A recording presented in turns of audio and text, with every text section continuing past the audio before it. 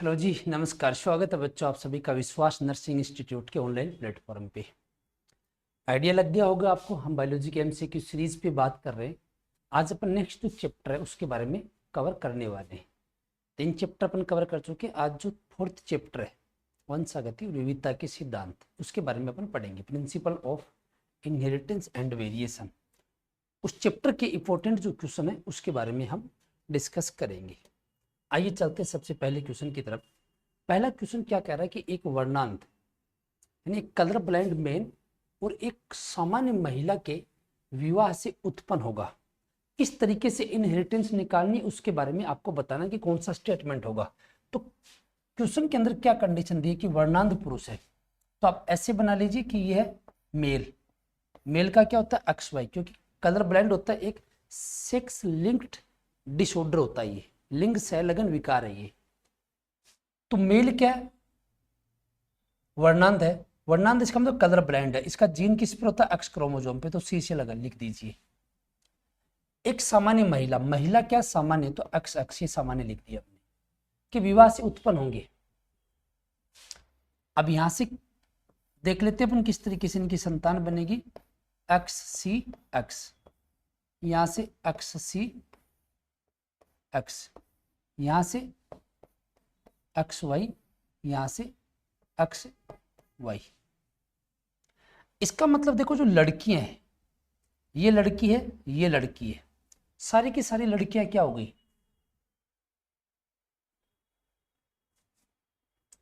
यहां से देखिए बच्चे सारे के सारे क्या सामान्य, वर्णांध पुरुष है, सामान्य महिला है, तो लड़के सारे के सारे क्या आ गए, सामान्य आ गए। लेकिन लड़कियां सारी की सारी क्या आ गई है, कैरियर आ गई रोग की।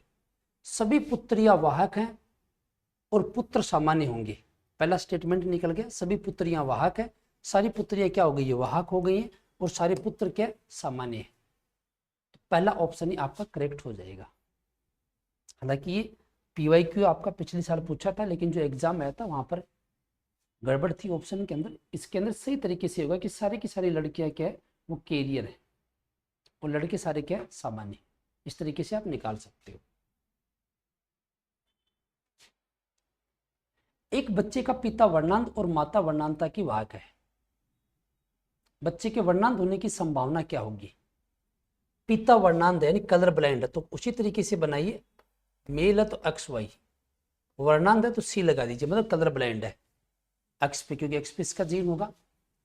और माता क्या वर्णांधता की वाहक है, माता है वो भी क्या है, वाहक है।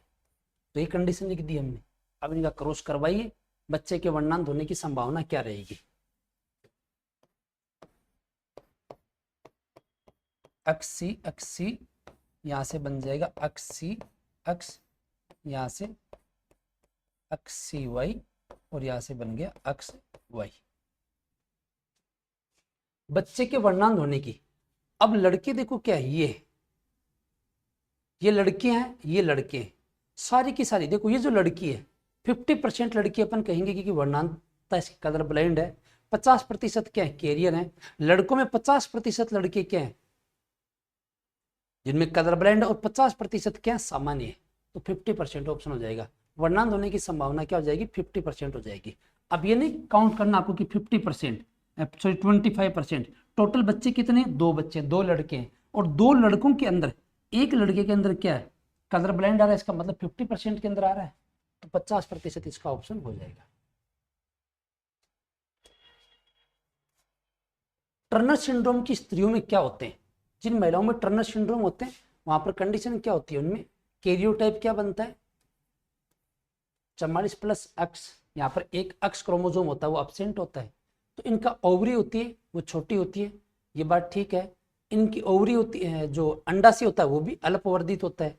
स्तन होते हैं अविकसित होते हैं, सभी की सभी बातें सही है। टर्नर सिंड्रोम की महिलाओं में अंडाशय छोटा होता है, गर्भाशय छोटा होता है, अल्पवर्धित अंडाशय होता है, अविकसित स्तन होते हैं, सारी विशेषताएं मिलेंगी।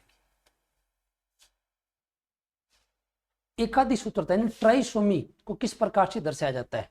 देखो सामान्य कंडीशन को अपन लिखते हैं 2n से, और जब एक क्रोमोसोम बढ़ जाता है तो उसको लिख देते हैं 2n+1। इसको बोला जाता है ट्राइसोमी।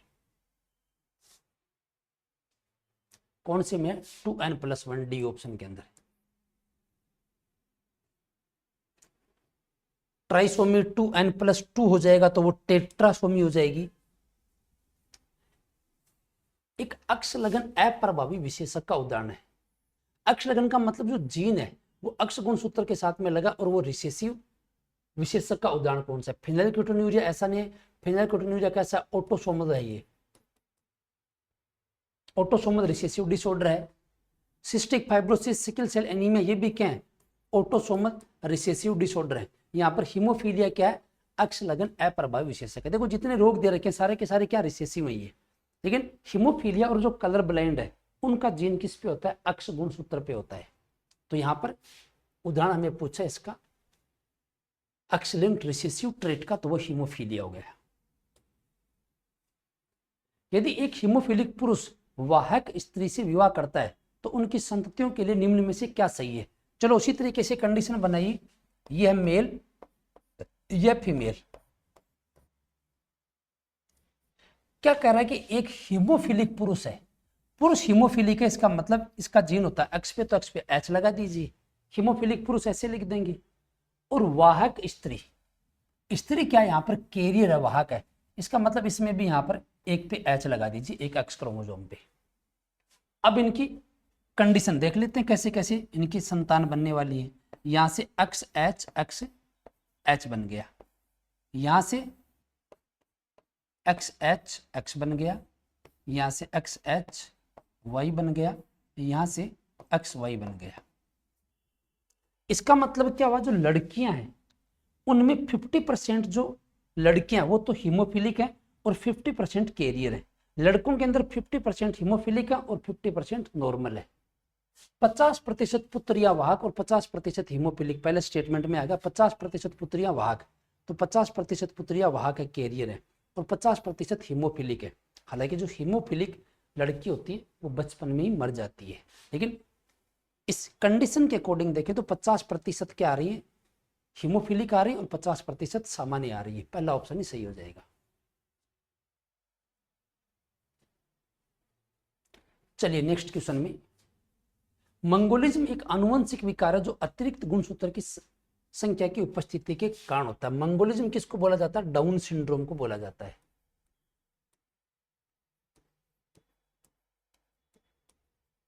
डाउन सिंड्रोम को क्या बोला जाता है? मंगोलिज्म।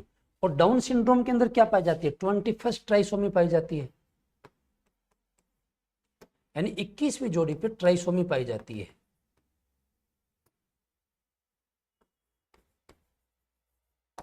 इक्कीसवीं जोड़ी पर एक गुणसूत्र है वो अतिरिक्त आ जाता है, इसका मतलब क्या हो जाएगा?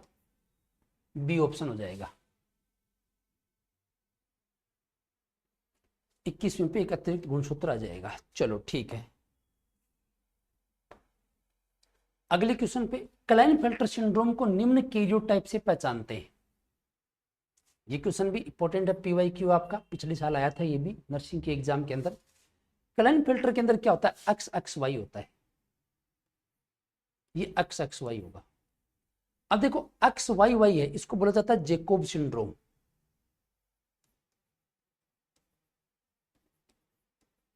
इसको जेकोब सिंड्रोम बोलते हैं। एक्स ये वाली कंडीशन है, इसको बोलते हैं अपन टर्नर सिंड्रोम।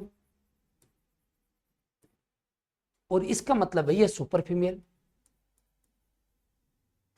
इसको बोलते हैं अपन सुपर फीमेल। और ये क्या हो जाता है? ये क्लाइनफेल्टर सिंड्रोम है। हमें पूछा यहां पर क्लाइनफेल्टर सिंड्रोम का, जहां पर एक्स वाई इसका कैरियोटाइप हो जाएगा।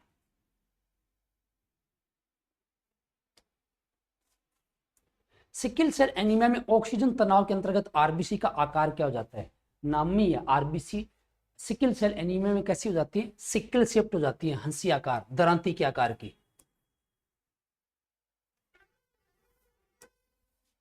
चलिए अगले क्वेश्चन पे, कौन एक अप्रभावी ऑटोसोमल विकार का उदाहरण है? देखो अपन जब डिसऑर्डर पढ़ते हैं, जेनेटिक डिसऑर्डर की जब अपन बात करते हैं,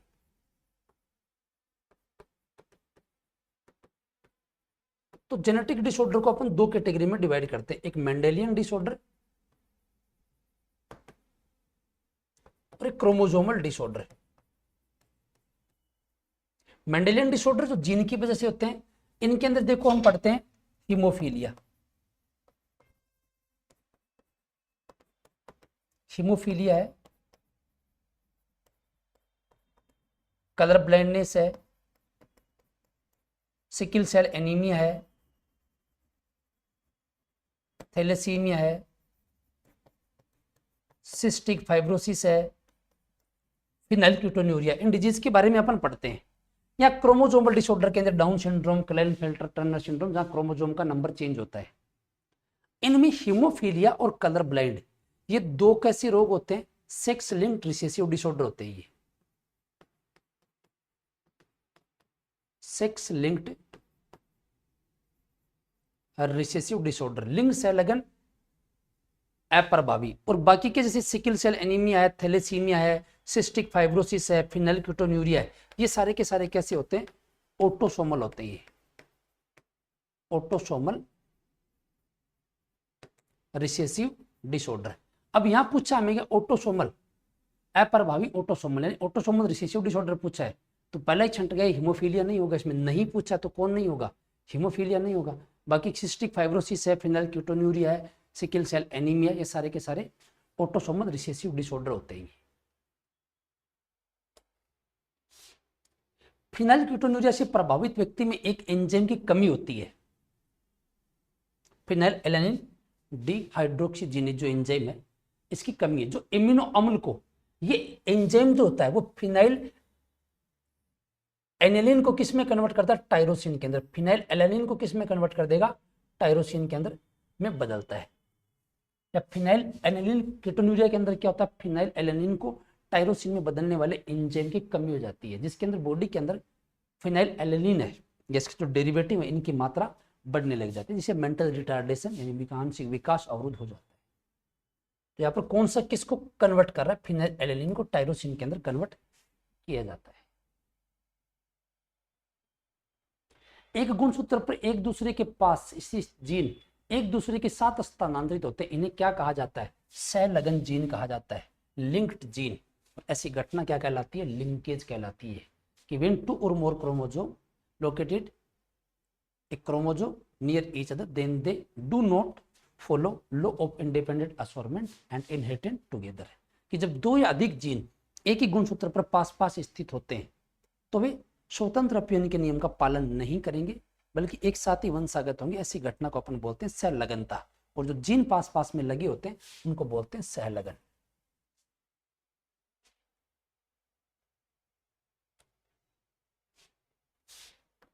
अब ये बताना आपको कि लिंग निर्धारण का प्रकार किसका उदाहरण है ये।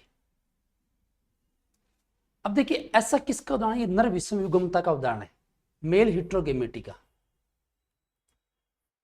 देखिए हम देखते हैं कि ह्यूमन के अंदर बात करें, एक्स एक्स का मतलब क्या होता है? फीमेल है, मतलब फीमेल यहां पर क्या होती है? होमोगेमेटी। और एक्स वाई का मतलब होता है मेल। कि ये क्या? हिट्रोगेमेटी। हिट्रोगेमेटी का मतलब इससे अलग अलग गेमेट बनेंगे, एक गेमेट में एक्स जाएगा, एक गेमेट के अंदर वाई जाएगा, यानी एक शुक्राणु में एक्स जाएगा, एक में वाई जाएगा, तो अलग अलग प्रकार के गेमेट बनेंगे, इसलिए हिट्रोगेमेटी बोलते हैं।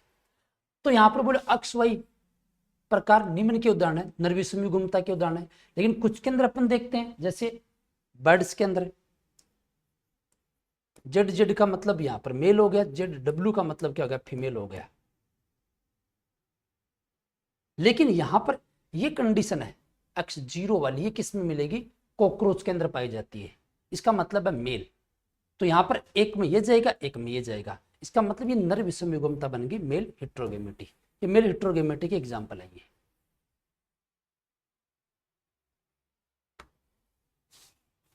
वंशागति का गुणसूत्रीय सिद्धांत किसके द्वारा दिया गया था? सटन और बोवेरी के द्वारा। सीधा क्वेश्चन है लेकिन है important. Chromosomal theory of inheritance given by Sutton and Boveri. इसका जो एक्सपेरिमेंटल प्रूव है वंशागति के गुणसूत्रीय सिद्धांत का प्रयोगों के द्वारा प्रमाण किसने किया था? मॉर्गन और उसके साथियों ने किया था। इन्होंने किस पर एक्सपेरिमेंट किया था? इन्होंने ड्रोसोफिला पे कार्य करके इसका एक्सपेरिमेंटल प्रूफ है वो दिया था। कौन से सन में मेंडल के कार्यों की 3 वैज्ञानिकों के द्वारा पुनः खोज हुई थी? ये सन 1900 के अंदर हुई थी। और वो 3 वैज्ञानिक कौन से थे वो भी देख लेते हैं, अगले क्वेश्चन के रूप में वो भी आ जाएंगे। निम्न में से कौन से 3 वैज्ञानिकों ने मेंडल के कार्यों की पुनः खोज की थी? वो तो क्या थे? हुगो डेवरीज, कार्ल कोरेंस और एरिक वॉन सेरमेक थे। इन्होंने मेंडल के कार्यों की पुनः खोज की थी। चलिए अगले क्वेश्चन पे चलते हैं। अब इससे आपको गैमेट बनाने की ए बी प्रकार के युग्मक है कितने बनते हैं। युग्मक बनाने का तरीका होता है 2 की पावर n फॉर्मूले से आप गैमेट बनाइए। n यहां पर हेटेरोजाइगस है, उनकी संख्या है। अब जैसे यहां पर हमको ये कंडीशन दी है, इसका मतलब ये हेटेरोजाइगस पेयर है, ये हेटेरोजाइगस पेयर है, क्योंकि इसके भी दोनों जीन एलील अलग अलग है। तो ऐसी कंडीशन में क्या करना होता है, पहला पेयर यदि हेटेरोजाइगस है अलग अलग लिखो, अगला पेयर यदि होमोजाइगस है तो एक लेटर ले लो, दोनों अलग अलग है तो इसे लगाओ 2 तीर, यहाँ बी लिखो, यहाँ पे ए लिखो, यहाँ पर बी लिखो, यहाँ पर ए, यानी यही पेयर लिखना है। अब यहां से देखो क्या बना, यहां से बन गया ए बी, यहां से जो गैमेट बना वो ये बन गया, यहां से जो गैमेट बना स्मॉल ए स्मॉल बी, यहां से जो गैमेट बना वो स्मॉल ए, ये बने 4 प्रकार के गैमेट। अब हेटेरोजाइगस जितने पेयर होते हैं तो 2 की पावर 2, तो टोटल गैमेट कितने बनेंगे, 4 बनेंगे। एन का मतलब हेटेरोजाइगस पेयर कितने, एक ही है, तो टोटल बनी है। हमें पूछा है कि कैपिटल स्मॉल ए बी वाला युग्म कितना बनेगा, तो 4 में से कितना बना है, 1 बना, इसका मतलब कितना परसेंटेज आ गया, 25% आ गया। मेंडल ने गैमेट की शुद्धता यानी युग्मकों की शुद्धता का नियम किसके आधार पर किया, तो मेंडल के युग्मकों की शुद्धता का नियम हो चाहे प्रभाविता का नियम हो, लो ऑफ डोमिनेंस, दोनों के दोनों किस पर आधारित है, एक संकर संक्रामण पर आधारित है। और मेंडल का जो डाई हाइब्रिड क्रॉस है उस पर आधारित कौन सा नियम है, लॉ ऑफ इंडिपेंडेंट असोर्टमेंट, स्वतंत्र अपीयन का नियम है, वो मेंडल के द्विव संकर संक्रामण पर आधारित होता है। यदि दोनों जनकों का रक्त समूह ए बी है तो संतति का रक्त समूह क्या होगा, आइए निकाल लेते हैं। दोनों जनकों का क्या है, ए बी है, पिता का भी ए बी है, माता का भी ए बी है। इसका जीनोटाइप क्या है, IA/IB, इसका जीनोटाइप क्या है, इसका भी IA/IB। यहां से बनाइए कंडीशन, IA/IA बन गया, यहां से IA/IB बन गया, यहां से IA/IB बन गया, और यहां से IB/IB बन गया। IAA का मतलब ब्लड ग्रुप है A, IAB का मतलब ब्लड ग्रुप हो गया AB, AB का मतलब AB लिख लिया, और BB का मतलब है ब्लड ग्रुप B। तो बच्चों के अंदर कौन सा रक्त समूह हो सकता है, तो A भी हो सकता है, B भी हो सकता है, AB भी हो सकता है। ऑप्शन बी आ गया, A भी हो सकता है, B भी हो सकता है, AB भी हो सकता है। मटर के 2 लंबे विषमयुग्मजीय पौधों के बीच क्रॉस से बोनी संततियों के उत्पादन की संभावना क्या है। मटर के 2 लंबे पौधे हेटेरोजाइगस हैं, हेटेरोजाइगस का मतलब ये लो, ये कंडीशन है कैपिटल और स्मॉल, दूसरा भी ये है। अब इनसे बोनी संतति कितनी बनेंगी,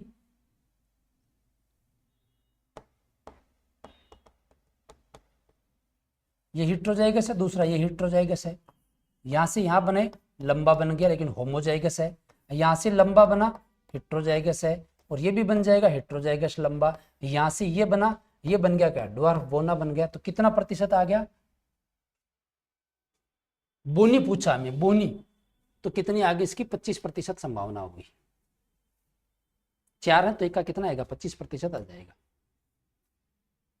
प्रथम फीलियल पीढ़ी में दिखने वाले लक्षणों क्या करते हैं, प्रथम पीढ़ी में जो लक्षण प्रकट होते हैं उनको अपन क्या बोलते हैं, प्रभावी लक्षण बोलते हैं, प्रभावी लक्षण, डोमिनेंट ट्रेट।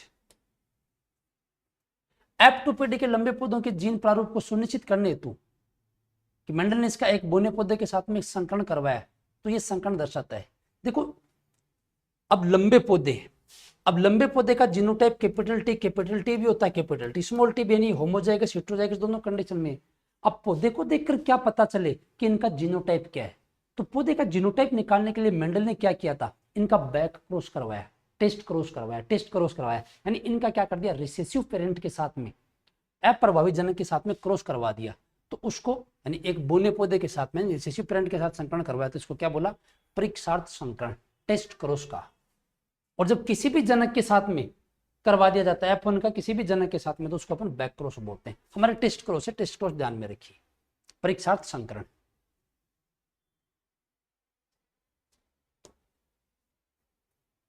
जीन्स की एक जोड़ी जो विपरीत लक्षणों, विपरीत विशेषकों के लिए कोड करती है, वो उसको क्या बोलते हैं, एलील बोलते हैं। सीधी डेफिनेशन है एलील की।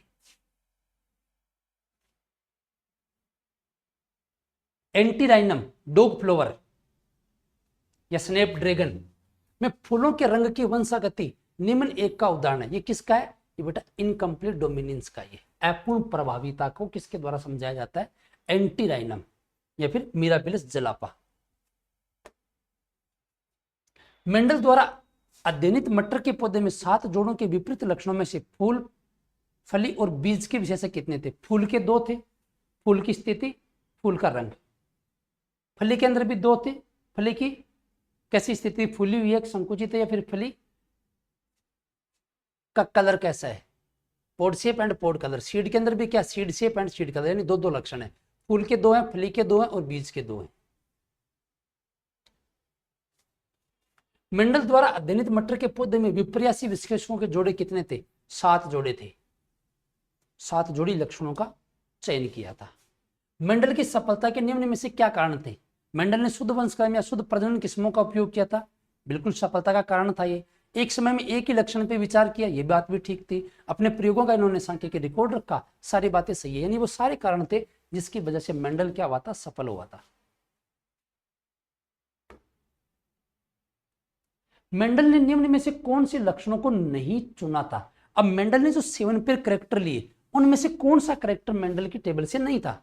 ये नहीं था फली की स्थिति, फली का आकार था कि फुली हुई है, सिकुड़ी हुई, ये लक्षण था। फली का रंग था कि हरा है या पीला है, ये लक्षण भी था।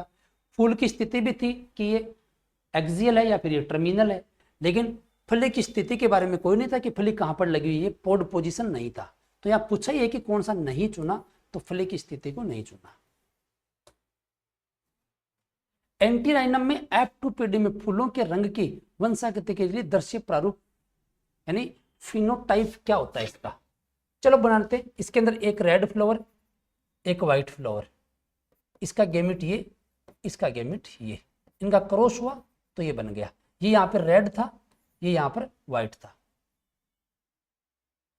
अब इसकी अगली पीढ़ी के अंदर अपन जब क्रॉस करवाएंगे, हमें क्या पूछा है? दृश्य प्रारूप यानी फिनोटाइप पूछा है।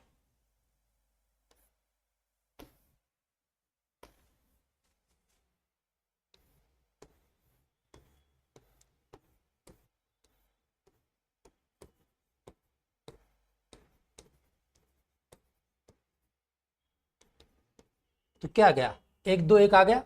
जीनोटाइप हो चाहे फिनोटाइप हो, एक समान रेशियो आएगा इसके अंदर, 1:1। चलो ये तो सिंपल चीज है।